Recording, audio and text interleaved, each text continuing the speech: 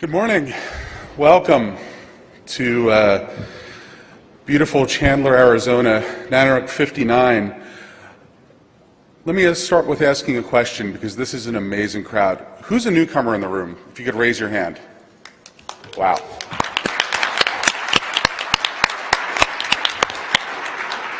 Well, welcome. Who's been to more than one NANOG meeting before? Raise your hand. Okay. Well, yeah. We're at 59 of them. We have the newcomers lunch coming up starting at noon after the end of this section of the plenary. You're both invited, newcomers and old-timers. The old-timers are helping our newcomers get the best experience possible out of their time here. And we want to thank our lunch sponsor, VeriSign, because now us old-timers can give the newcomers a taste of how to get the best experience out of NANOG in our post-caffeinated state instead of attempting to do it before coffee. So I was here for a meeting a few months ago, much smaller than this, obviously, and I fell in love with this space. I fell in love with the area that we're in out here in Chandler. This hotel is fantastic. I knew that we would have a great meeting here, and some people expressed frustration, thinking, "Oh, well, it's not really in the middle of anything, and we're kind of isolated out here." But the hotel and our sponsors have done a great job of making sure that not only do we get to see Chandler, but we also get to see Tempe and Phoenix and wherever else you'd like to go. So keep your eye on the agenda. We'll make announcements about socials that are on and off site, and there'll be more information about the shuttle buses that can take you downtown. So regarding our attendance, we're at a record level. It's highly likely we'll hit 700 attendees here, which is a crazy number. The last time we were anywhere close to this number was in Oakland in 2001. So if that gives you any idea, we're almost 13 years off from hitting an attendance number this high. And I will say it definitely took a lot of us by surprise, but we're all glad you're here. So this meeting brings a few changes that we've discussed over the past couple of years, both at the members' meetings, the general community meetings, and via surveys regarding the Monday-Wednesday program. And we appreciate your feedback in the surveys regarding how we can continue to make this better. We hope that the positioning of content, the way that we've done it, works best for everyone, both our members and our presenters. You'll find that we moved the tutorials to Tuesday morning. This is for various reasons, some logistical, but also we wanted to make sure that we highlight the education that you guys are getting for free from these tutorial speakers. If you think about what we have a traffic engineering tutorial, IPv6, optical networks 201 for those of you more curious about the deeper intricacies of WDM. And we have an infamous tutorial that gets better every time, which is troubleshooting with traceroute, which is far better than it sounds. So, over the last few months, our industry has been captivated by the Snowden leaks and how NSA tapping is, theoretically happening right under the noses of everyone in this room, based on the networks that we operate.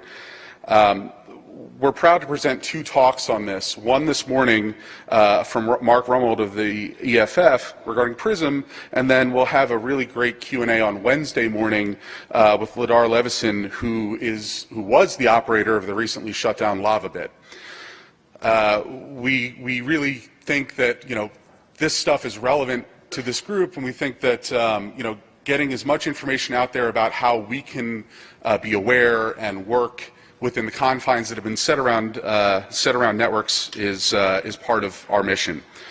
So, on surveys, you're going to hear this again and again and again.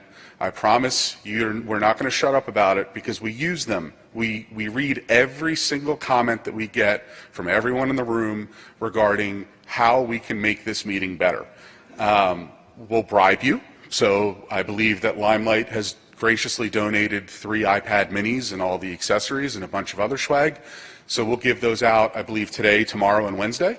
And so please fill out this relevant surveys for each day, and we'll pick the winners going into the afternoon breaks in each. So, as well, you're going to hear about elections. You'll hear about the elections for the board of directors, which I'm running for, as well as 8 other people in the room, or 7 other people in the room. That is where you can choose who is who you feel is the best candidate, and there's 3 open slots there. There are various committees that also have slots open. These you can self-nominate for. You can ask someone to nominate you if you'd like. Someone can anonymously nominate you, and then you'll get an email asking whether or not you accept that nomination, whatever. And you do not have to be a member to be nominated. You do not have to be a member to nominate someone. You do have to be a member in order to be on one of those, so you would need to join. If you're interested in helping to improve our content by serving on the program committee, please see me or any of the other members of the program committee for more information, and you can see on the website how to do the nomination process. You can find members specifically of the program committee by looking for this white badge. It says committee on the bottom of it, or you can also look for the target on their backs should any of these talks not go well. So, I personally have found serving on the program committee to be extremely valuable. I find that obviously it's helped NANOG, I would hope. It's also helped me in my career and my personal life, discovering things that I wouldn't have otherwise known, and also getting this stuff out to you guys. And if you find that kind of work rewarding, we would ask that you step up. But on top of the program committee, we also have the Development and Communications Committee. So the Development Committee is charged with finding sponsorship opportunities within the NANOG conference that allows our sponsors to recognize value from NANOG without influencing the program. So you'll notice that our sponsors, who have been very, very gracious in providing us support, are not part of the program. They do socials, we have things after hours, we have breaks that are sponsored by them, but you'll never see them as part of the program. And so the Development Committee is charged with making that happen. If you think that that's something you'd be interested in, again, see the elections website or find a Development Committee member or find a Board of Directors member. And the Communications Committee is charged with everything social media, so mailing list, Facebook, things like that. If that's of interest to you, then please seek out a Communications Committee member. Finally, I'd like to point out that Lightning Talk submissions are open.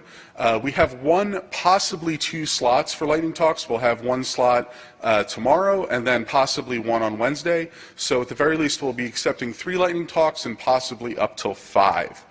And you can see information regarding that on the Program Committee website. So let me just real quick go over a few logistical items. The program committee, like I mentioned before, you'll see the white on the bottom of their badges. Long list here. I'd like to specifically thank some of our terming out members who I believe are in the room. Jim Cowie, thank you very much. Mohit Lad, who I don't think, is Mohit here? I don't think he's here. And Donnie Roisman, who is here somewhere. I thought he was back there, he's not, but thank you. So, as I mentioned, tutorials, everything else, you've seen it on the agenda. One thing I will note is, while I do tell you you should trust the Pocket agenda for the most part, check for the latest updates on the website agenda. There have been room changes and some other subtle talk changes as far as where talks fall. With this big of a crowd, obviously we've had to make a few adjustments, and so just make sure that if you're going to a track or something that's not in the general session, that you just double check the online agenda. And we'll put up signage where we can. So one thing we ask is that if you're not interested in the program and you want to do something else aside from quietly work at your laptop, there's open seating space outside. It's beautiful outside out on the patio. There's also some inside. Go out there, have your conversations, be social. We're here for all of that, so don't feel bad about it. We hope the program keeps you interested, but if not, please. There is a NANOG sponsor member help desk outside. Membership extremely important if you plan on voting in this election. So if you do, please see the member help desk. You can also go to the NANOG website for more information about that. And as I mentioned before, the survey giveaway, which thanks again to Limelight. These are the agenda updates that I mentioned, if you want to make a quick note of them, or you just go look on the website online.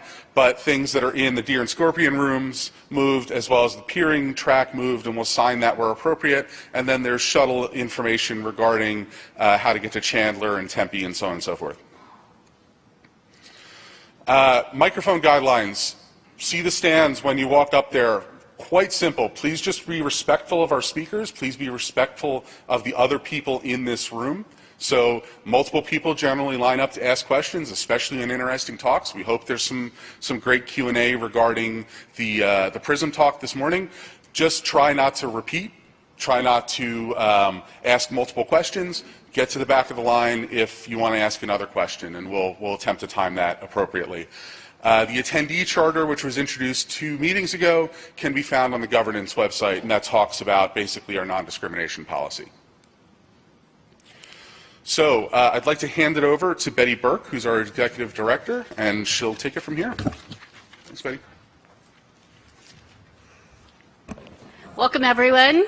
Great meeting. Hope you're enjoying your time either last evening or just this morning in Chandler. It's great weather. It's going to be a fantastic 3-day experience for everyone, I'm sure. We've worked really hard, we being all of the volunteers on this list, and as Dave indicated, there's ribbons that signify which committee our volunteers serve on.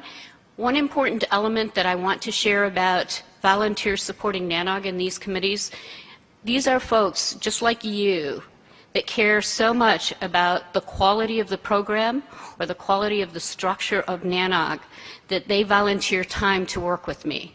It is really, really a model that I think is unique to NANOG, and as the executive director who puts together these meetings, I could not do it without these volunteers, and just an outstanding job on every one of them. So as you see the volunteers in the community, please extend a thank you. Because they did this for you. If you need help, I'm pretty well known, I'm around, but I'm not the only person who can get an easy answer to you. These lists are on our website, but I wanted to point them out to you and the purpose. NANOG support is the central funnel in. They'll redirect any questions that you have that they might not be able to get the answer to. Speaker support is all things related to presentations and the agenda. NANOG Eng is our engineering group that takes care of the technical aspects of providing service. Sponsor support is for all of our sponsors that are also very important to us in terms of providing a solid foundation for us financially to put NANOG together. The other information that's a little geeky, I didn't want to put it up here on the website, but we do want to share with all of you how the network is working. So you can go on the website, here's the link to how it's physically connected, and there's also a live link on the stats so you can see how we're performing. Again, the colored ribbons identify the various committees,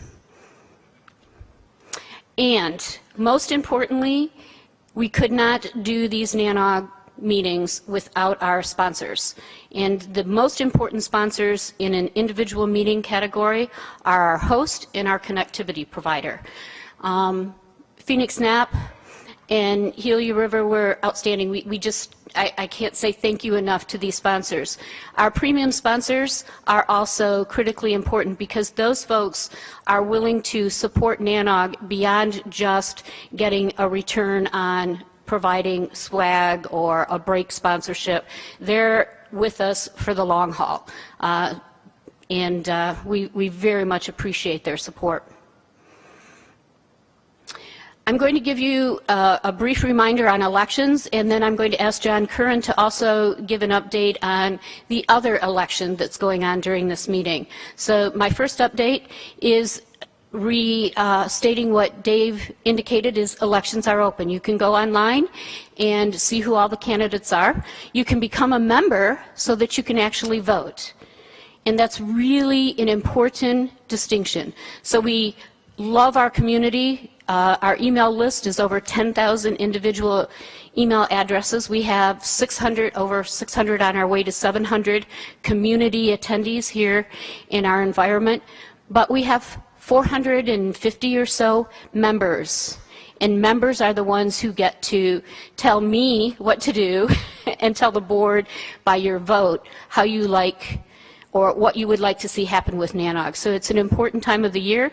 Please take a look at the candidates and think seriously about the direction of NANOG and be engaged. This is your time.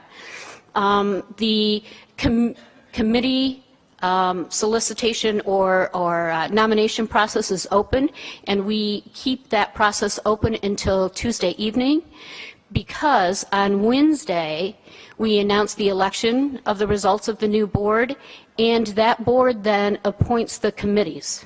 So I have to have some time to logistically put all that information.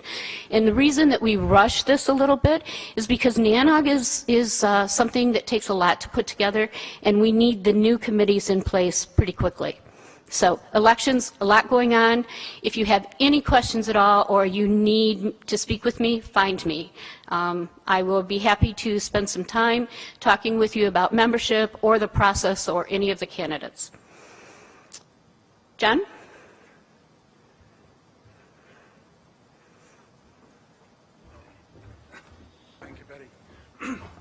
Good morning, everyone. I'm John Curran. I'm the President and CEO of ARRN. We have another election going on, and it's not one you pay much attention to. It's called the NRO Number Council, the Number Resource Organization Number Council, which is three people from this region who sit on a 15-person panel that works within ICANN to work on harmonizing global policy. So, for example, the procedures that the IANA uses for issuing address space are part of global policies that each of the regions work on.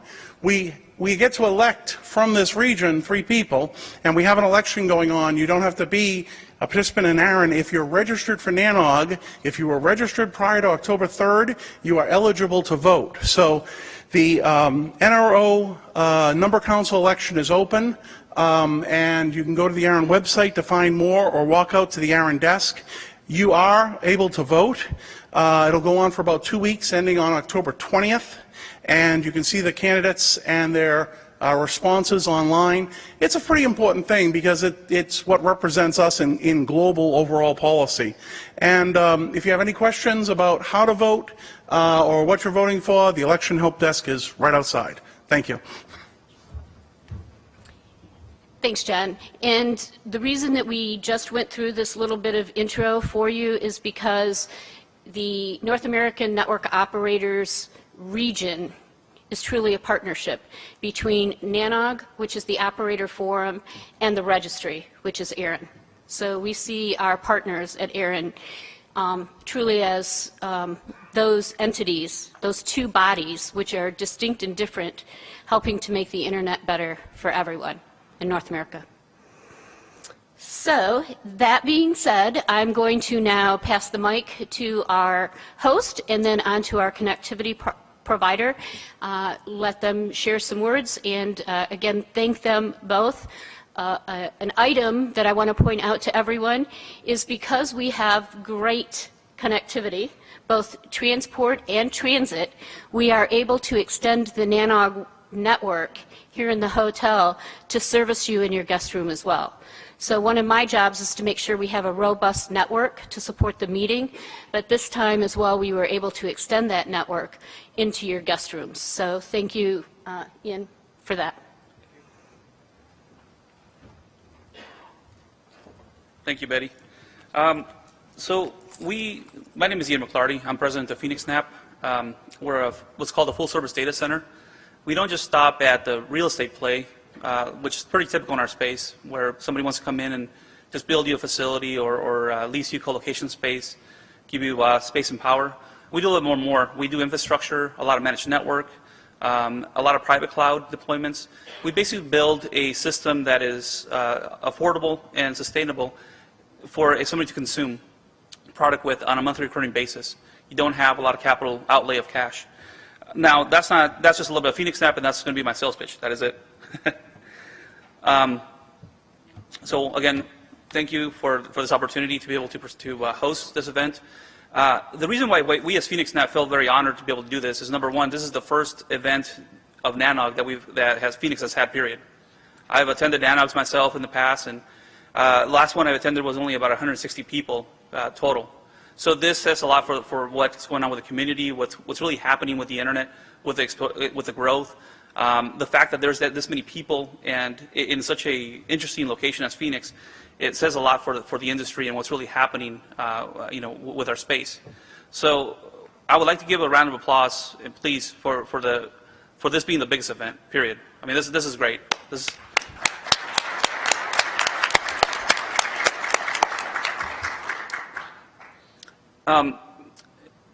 We're very.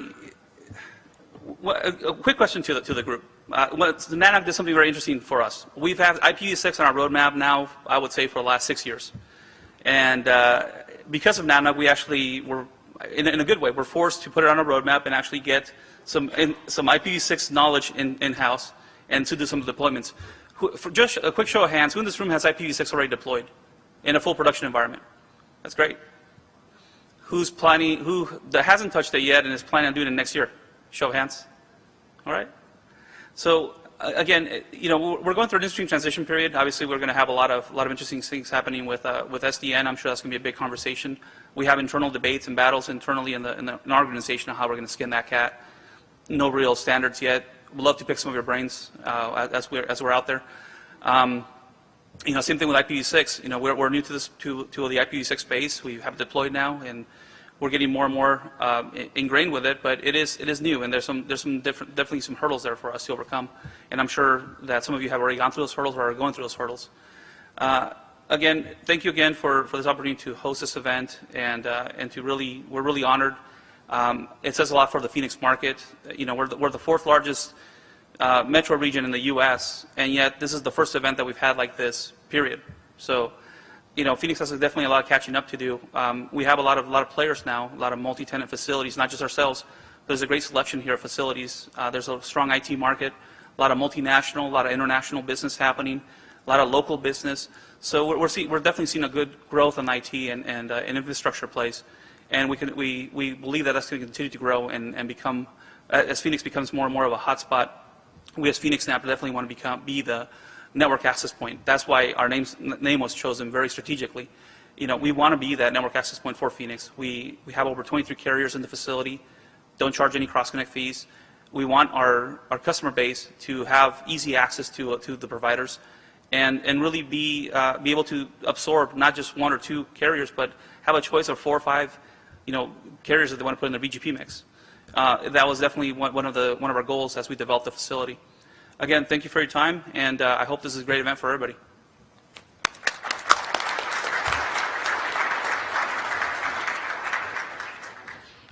And now I'd like to turn the mic over to Derek.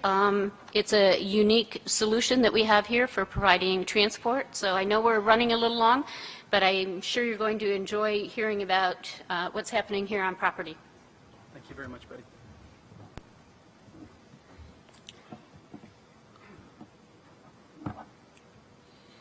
Skugtash. My name is Derek White. I'd like to welcome you to the Gila River Indian community on the behalf of our community, and also we really are honored and pleased as Gila River Telecommunications is able to showcase connectivity to this event. There are 575 federally recognized tribes in the nation, and we are one of only 10 tribal communities that own their own telephone company. So I'd like to tell you a little bit about the telephone company and the community that's providing this connectivity to you. So please indulge me. I know we're running on some time, but I'll get through this very quickly. Gila River Indian community is about 375,000 square acres. We have 7 tribes and 7 districts and 2 tribes composed of it. Akamir Autumn is the Gila River Pima, and what that translates to is the people of the river. The Maricopa tribe is the Peepash tribe, and what that loosely translates is to the people. So we are very much a community-oriented reservation with about 22,000 registered members from the last census. And we are a sovereign nation, so you are on sovereign land. Oops, go back. Currently, we have about 3,300 access lines. We were actually established formally in 1988, so we are celebrating our 25th year of service to the community. Very expansive, and we've always been on the leading or cutting edge of providing connectivity capabilities. We provide, of course, voice and data services. We've got a very, very robust fiber optic plant throughout the community of the 7 districts. We actually had to incorporate some fixed wireless for many reasons, actually, but our main goal is connectivity to the people. We do have multiple redundant rings, we have multiple soft switches, and the platforms that we are now engaging in provide a lot of different connectivity and a lot of different access. From that connectivity, it's actually allowed us to create subsidiaries that would support the telephone company. From a telephone company perspective, it takes the service to the building. Native Technology Solutions was created to take care of the enterprise inside the building. We do cabling and hardware, telephone and paging systems. This building actually is, as you'll learn at the end of my talk, is kind of a landmark of all of the 3 comprised companies that I'll be introducing here. We do network equipment, video surveillance, access control. The video surveillance throughout this facility is maintained and managed by Native Technology Solutions, as well as some of the cabling and hardware throughout the facility. A very new subsidiary for us is Alluvion Communications. It actually is a traditional competitive local exchange carrier, and that actually provides part of our pipe that connects us to Phoenix NAP.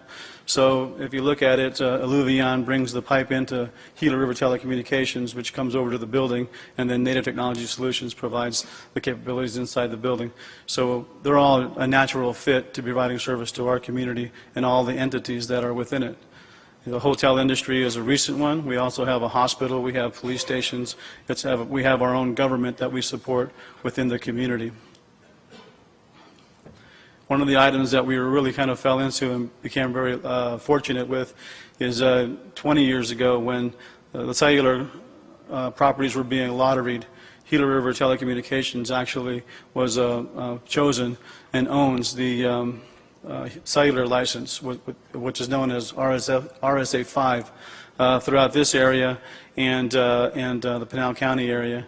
So connectivity, even from a mobile platform, is afforded to our community members and our entities. I'd like to thank you for the time in front of you. I hope you enjoy the community. I hope you enjoy the entity, and I hope you enjoy your conference. Have a good day.